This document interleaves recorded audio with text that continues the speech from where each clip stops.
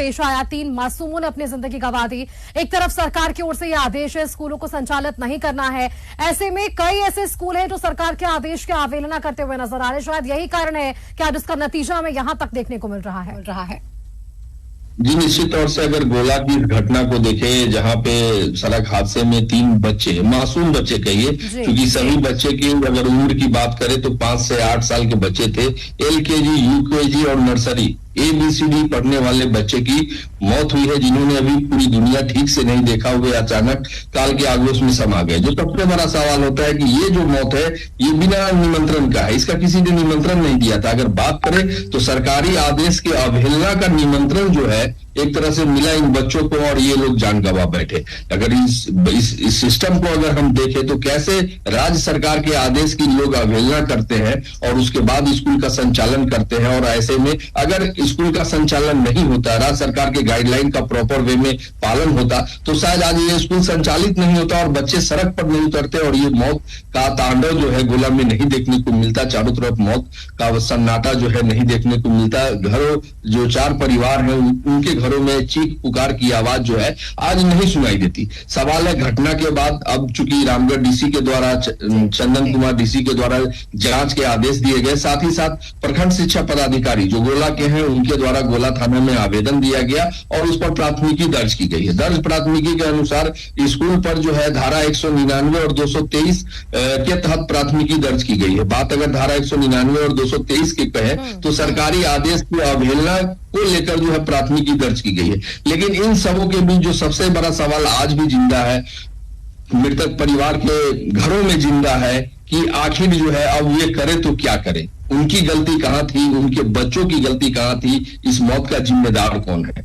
सवाल है स्कूल प्रबंधन पर प्राथमिकी दर्ज की गई, लेकिन वैसे कर्मी जिनकी ये जिम्मेदारी थी कि सरकारी आदेश का पालन धरातल पर मुकम्मल रूप से करवाया जाए, वे कर्मी कहां हैं, उन पर कब कार्रवाई होगी। ये ऐसे कई सवाल हैं जो आज भी घेरे पे हैं। हालांकि रामगढ़ DC चंदन कुमार की बात करें तो उनके द्वारा अगर जिले के कार्यकाल को देखें तो खादान घोटाले पे एक बड़ी कार्रवाई उनके द्वारा की गई थी। फर्जी डॉक्टर घोटाले में उनके द्वारा एक बड़ी कार्रवाई की गई थी। तो इस बार भी जिले के तमाम लोग इस आस में उम्मीद में बैठे हैं कि इसमें भी और भी कार्रवाई देखने को मिलेगी। अब ऐसे में देखने वाली बात होगी कि आगे जो जांच टीम चल रही है उसमें कौन कौन से कर्मी दोषी पाए जाते हैं और उसके बाद उन पर क्या कार्रवाई की जाती है। देखिए धर्मेंद्र, सवाल और भी कई खड़े हो जाएंगे। जब एक स्कूल की जांच की गई है तो और भी कई ऐसे अन्य स्कूल हैं क्या क्षेत्र में जो अवैध रूप से संचालित हो रहे हैं, जो नोटिस का अवहेलना कर रहे हैं। वही दूसरी तरफ ये भी जानकारी दीजिए हमारे दर्शकों को, 3 मासूम ने तो जिंदगी गंवाई है, अगले मासूम की स्थिति क्या कुछ है।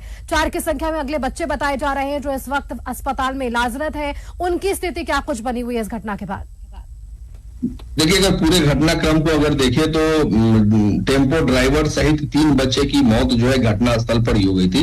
लगभग 10 बच्चे जो घायल थे जिनको तत्काल गोला के प्राथमिक स्वास्थ्य केंद्र में ले जाया गया था और वहां से 4 गंभीर हालत जिनकी बच्चों की थी उनको तत्काल गोला से रेफर करके जो है रामगढ़ सदर अस्पताल लाया गया है।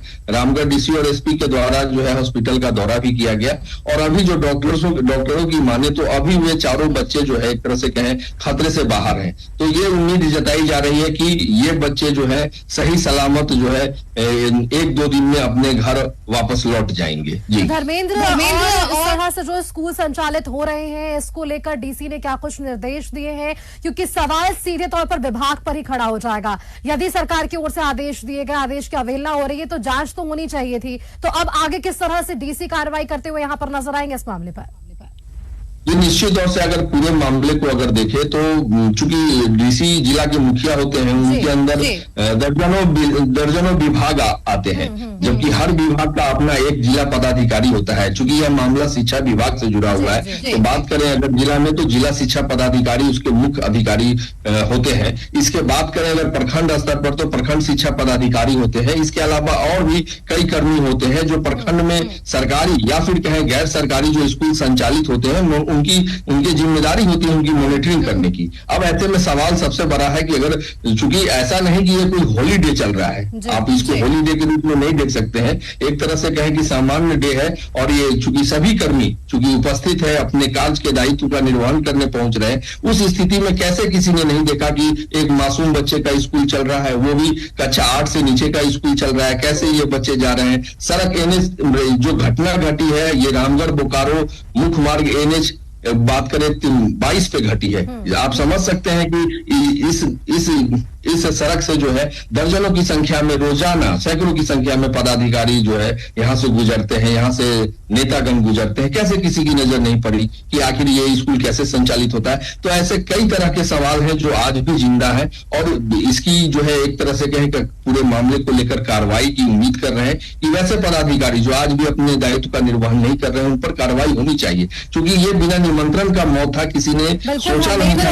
सवाल भी है क्योंकि इतने बड़े अधिकारी हैं और एक अधिकारी नहीं, कई अधिकारी हैं, इसके बावजूद भी अगर इस तरह से मामले सामने आ रहे हैं और घटनाएं हो रही हैं, दुर्घटनाएं हो रही हैं, तो इस पर सवाल खड़े होंगे। देखने वाली बात है धर्मेंद्र, आगे किस तरह से जांच आगे बढ़ती है और कार्रवाई हमें देखने को मिलती है। बहुत बहुत धन्यवाद आपका हमारे साथ जुड़ने के लिए, इस खबर पर तमाम अपडेट्स हमारे दर्शकों के साथ साझा करने के लिए कि किस तरह से हाल सुबह ये पूरी खबर निकलकर सामने आई है, जहां 3 मासूमों ने अपनी जिंदगी गंवाई है। वही जो जानकारी हमारे संवाददाता धर्मेंद्र हम तक पहुंचा पा रहे थे, जो 4 बच्चे फिलहाल अस्पताल में इलाजरत हैं, खतरे से जरूर